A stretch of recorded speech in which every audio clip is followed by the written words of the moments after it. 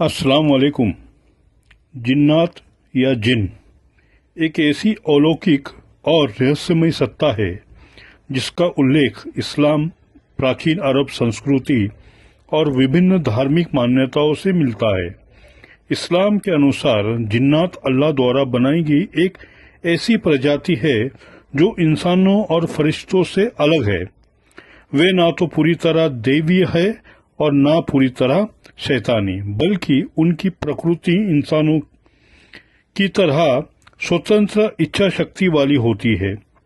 इस्लाम मान्यताओं के अनुसार कुरान में जिन्नात का जिक्र सूरे अल जिन्ना सूरे नंबर 72 और अन्य आयतों में मिलता है। कुरान के अनुसार जिन्नात को अल्लाह ने धुएं रहित आग से बनाया है, जबकि इंसानों को मिट्टी से और फरिश्तों को नूर से बनाया गया है। आइए जिन्नात के बारे में विस्तार से जानते हैं। और इनका दावा है कि ये जिन्नात से मिले हैं और इनकी आवाज़ सुने हैं। आइए पूरी तरह से ये वीडियो को समझते हैं और देखते हैं। रहमतुल्लाहि व बरकातुहू। इंसानों के अलावा एक मखलूक और भी है जिसको जिन्नात कहा जाता है। अल्लाह ताला ने जिन्नातों को भी पैदा किया है और जिन्नात को अल्लाह ताला ने आग से बनाया है। इंसानों और जिन्नातों को अल्लाह ताला ने क्यों पैदा किया?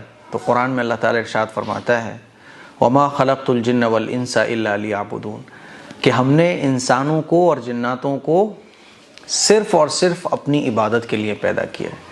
जिस तरह से इंसानों में अच्छे इंसान भी होते हैं, बुरे इंसान भी होते हैं, अल्लाह के फरमाबरदार भी होते हैं, अल्लाह के नाफरमान भी होते हैं, इसी तरह से जिन्नातों में भी दो टाइप्स होते हैं, एक तो अल्लाह के नाफरमान और एक अल्लाह के फरमाबरदार। तो कुछ लोग समझते हैं ना कि जिन्नात नहीं होते। ऐसा नहीं है, जिन्नात होते हैं। और जिन्नात किसी पर सवार भी हो सकते हैं, जिन्नात किसी को दिख भी सकते हैं, जिन्नात किसी को महसूस भी हो सकते हैं। जिन्नात कभी कभी उनकी खौफनाक आवाज़ आपको सुनाई भी दे सकती है। तो ज़रूरी नहीं है कि वो आपको दिखाई दे, ज़रूरी नहीं है कि वो आपको महसूस हो। कभी कभी एक आध किसी शख्स को वो दिख जाते हैं, उनको परेशान करते हैं, उन पर हावी भी हो जाते हैं। हो सकता है आप लोगों ने कभी जिन्नात को देखा हो, है ना, सुना हो। मैंने तो अपनी लाइफ में, आप ऐसे समझ लो कि कभी देखा तो नहीं है जिन्नात को, लेकिन जिन्नात की आवाज़ को मैंने सुना है। और अपनी ज़िंदगी में सिर्फ एक बार मैंने जिन्नात की आवाज़ को सुना है, और वो इतनी ख़तरनाक आवाज़ थी, अगर मैं आप लोगों को पूरा वाक़या सुनाऊं, बहुत ख़तरनाक आवाज़ थी। आप ऐसे समझो कि जो हॉरर टाइप्स आवाज़ें होती हैं जो सोशल मीडिया पे पड़ी होती हैं, जो रियल आवाज़ थी ना, जो मैंने खुद सुनी थी और मेरे साथ साथ कई सौ लड़कों ने सुनी थी। पूरा वाक़या मैं आप लोगों को सुनाता हूँ। तो ऐसी खौफनाक आवाज़ थी वो कि सोते हुए लोग जाग गए थे, और बाज़ तो उस खौफनाक आवाज़ को सुनकर सोते हुए उठकर भागने लगे थे डायरेक्ट बस। तो बहुत ख़तरनाक आवाज़, मैं उसको लफ्ज़ों में बयान नहीं कर सकता। ये वाक़या है 2013 का ये वाक़या है कि जब मैं दारुल देवबंद में गया हुआ था एंट्रेंस के लिए, एग्ज़ाम के लिए, एडमिशन के। तो एक मस्जिद है वहाँ, तो जो मस्जिद है उस मस्जिद में हम लोग पढ़ते पढ़ते सो गए। हज़ारों बच्चे एग्ज़ाम देने के लिए आते हैं, तो कोई ऐसा तो नहीं है कि वहाँ कोई कमरे होते हों सबके। हाँ, कमरे भी होते हैं, तो कमरों में जो है ना ताल्लुक़ वाले लोग सो जाते हैं। ज़्यादातर जो बच्चे हैं ना वो मस्जिद में सो जाते हैं। पढ़ते पढ़ते सो गए, फिर उठे, नमाज़ पढ़ी, नमाज़ पढ़ने के बाद नींद आ गई तो सो गए, पढ़ने का दिल किया तो पढ़ लिए। क्योंकि वो जो 8-10 दिन का टाइम होता है वो पूरा पढ़ाई में निकलता है। तो वहाँ एडमिशन के लिए मैं गया हुआ था, मेरे साथ मेरे साथी भी थे। अच्छा, कमरों में जाने की ज़रूरत इसलिए भी नहीं पड़ती है, कमरों में जाके करेंगे क्या, पढ़ने के लिए आए, एग्ज़ाम की टेंशन होती है तो बस पूरा दिन पढ़ने में चला जाता है। तो वो जो मस्जिद है, उस मस्जिद में हम जो है ना तैयारी करते करते सो गए। रात का तकरीबन 2:30 बज रहा था। तो रात के 2:30 बजे बच्चे सो रहे थे, बहुत सारे लड़के सो रहे थे। तो उस मस्जिद का बीच में सहन था और साइड में जो है ना वो गैलरी थी और साइड में रूम भी बने हुए थे। تو بعض بچے مسجد کے صحن میں سو رہے تھے، پوری مسجد بہرحال کھچا کھچ بھر رہی تھی سونے والوں سے. تو رات کے 2:30 یا 3 بجے کے ٹائم جو ہے نا، ایک دم سے بڑی خطرناک آواز، ایسی خطرناک آواز وہ آج تک میرے مائنڈ میں ہے. ایسی خطرناک آواز تھی. آپ سوچو کہ 3 بجے کے ٹائم پر نیند کیسی خطرناک آتی ہے. 3 بجے کا ٹائم بہت زبردست میٹھی نیند کا ہوتا ہے کہ آدمی چاہ کر بھی جو ہے نا اٹھ نہیں پاتا ہے. نماز فجر کی اسی لیے تو قضا ہو جاتی ہے کیونکہ 3 بجے کا ٹائم بہت پیاری نیند کا ہوتا ہے. اور اللہ نے اس وقت اٹھنے کا ثواب بھی زیادہ رکھا ہے کیونکہ اس وقت نیند کی قربانی دینے والا یقیناً اپنی خواہشات کی قربانی دینے والا کہلاتا ہے. تو ایک ایسی آواز جو بلی کے بچے کا، بلی ہوتی ہے نا، بلی جب روتی ہے تو اس میں مکس تھی اور ایک بچے کے رونے میں مکس تھی. بچے کا رونا اور بچے کا رونا بھی بڑا خطرناک والا ہے نا، اور بلی کا رونا، دونوں کو مکس کر کے ایک بڑی ڈینجرس سی آواز تھی وہ. جب وہ آواز آئی، اور وہ آواز جو ہے نا ماتر 15 سیکنڈ کے لیے ہوگی بس، اس آواز کو سن کر میں اکیلا نہیں تھا وہاں، 100 بچے تھے. اور ہمارے کلاس میٹ رہ چکے ہیں حضرت مولانا ندیم احمد قاسمی جو مظفر نگر کے رہنے والے ہیں، وہ بھی میرے ساتھ تھے. ایسی خوفناک آواز تھی کہ کئی بچے تو اٹھ کر بھاگنے لگے. اور جتنے بچے تھے اس مسجد میں سو رہے تھے تو آدھے بچوں کو وہ آواز سنائی دی اور آدھوں کو سنائی نہیں دی. جب وہ آواز سنی تو سب بچے اپنی نیند سے بیدار ہو گئے جن کو وہ آواز سنائی دی، اور بعض کو تو آواز سنائی بھی نہیں دی. آدھوں کو سنائی دی، آدھوں کو سنائی نہیں دی. بعض بچے تو اٹھ کے ڈائریکٹ بس بھاگنے لگے.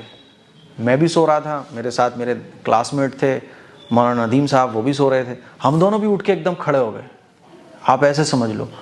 اور اس آواز کی کوئی سمت نہیں تھی، یہی نہیں پتا چل رہا تھا کہ یہ آواز آ کہاں سے رہی ہے. اور سارے بچے ہمارے آس پاس کے وہ بھی کھڑے ہو، اکثر ایسے تھے جو جاگ گئے اور بعض بھاگے تھے کہ یہ آواز، اس آواز کی وحشت اتنی تھی. پھر 15 سیکنڈ تک وہ آواز سنائی دی گئی، اس کے بعد وہ آواز ختم ہو گئی. یہ نہیں سمجھ آ رہا کہ آواز کہاں سے آئی. تو جو ٹیچرز تھے، جو بڑے علماء ہیں وہاں پر، ان میں سے کوئی آئے اور انہوں نے پھر جو ہے نا بچوں سے کہا بیٹا کوئی بات نہیں ہے، اور کہا کہ آیت الکرسی وغیرہ پڑھیں، آرام سے سو جائیں، کوئی بات نہیں. دوسری مخلوقات ہوتی ہیں، کبھی کبھی وہ نوٹی ہو جاتے ہیں، شرارتی ہو جاتے ہیں. پھر سارے بچے جو ہے نا بات چیت کرتے رہے آدھے پون گھنٹے تک، یار یہ کیسی آواز تھی. اس کے بعد سب سو گئے، بات ختم ہو گئی. تو وہ ایک ایسی خوفناک آواز تھی کہ اس جیسی آواز میں نے آج تک نہیں سنی ہے. اور وہ میرا فرسٹ ٹائم تھا کہ جب میں نے کسی جنات کی آواز کو خود سنا، اور اچھا خاصا سنا. مطلب ایسے سمجھ لو کہ 5 سیکنڈ میرے جاگنے میں لگے، اور ایسا جاگنا ہوا وہ کہ تھوڑی بہت بھی نیند باقی نہیں تھی، پورا نیند کا خمار ہی اتر گیا تھا. تو وہ فرسٹ ٹائم تھا میرا. ایسی خوفناک آواز اب بھی جب کبھی واقعات نکلتے ہیں تو میں گھر پہ بیٹھا ہوا عزیزوں کے ساتھ کبھی وہ واقعہ سناتا ہوں کہ بڑی خطرناک آواز تھی. ہمارے ساتھ ساتھ کئی بچے تھے جو اس آواز سے ڈر گئے. بعض چھوٹے بچے تھے وہ تو بھاگنے بھی لگے، ہے نا، اور کچھ پتہ نہیں تھا کہ کیوں بھاگ رہے ہیں اور کیوں جاگے ہیں ہم. بس ایک آواز تھی اور اس آواز کی سمت بھی پتہ نہیں تھی. تو جنات بہرحال ہوتے ہیں، اسی لیے اللہ کے نبی صلی اللہ علیہ وسلم نے سونے سے پہلے کی جو دعائیں ہیں ان کو پڑھنے کا حکم دیا ہے کہ سونے سے پہلے دعائیں پڑھ کر سو، وضو کر کے سو، ہے نا. تو اب پھر بھی ایسا ہو جاتا ہے تو اس سے گھبرانے کی ضرورت نہیں ہے. اگلے دن بھی ہم وہی سوئے تو اس کا مطلب یہ نہیں ہوتا ہم گھبرا جائیں، ہم پریشان ہو جائیں. پریشان ہونے کی ضرورت نہیں ہے، اگنور مارو. جتنا آپ پریشان ہوگے اتنا پھر یہ آپ کو پریشان کریں گے.